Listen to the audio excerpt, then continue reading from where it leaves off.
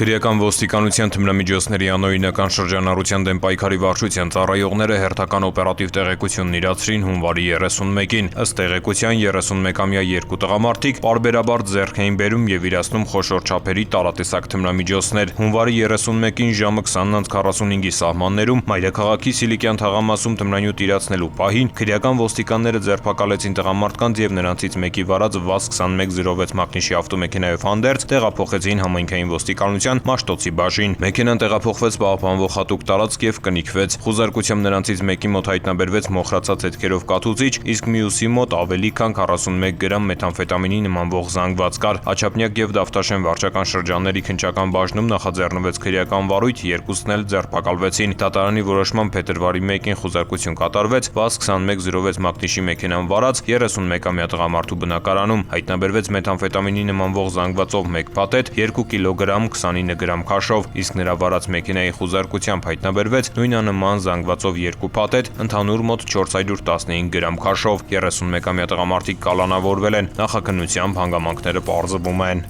Ծանուցում հանցագործության համար մեղադրվողը համարվում է անմեղ, քանի դեռ նրա մեղավորությունն ապացուցված չէ քրեական դատավարության օրենսգրքով սահմանված կարգով, դատարանի օրինական ուժի մեջ մտած դատավճռով։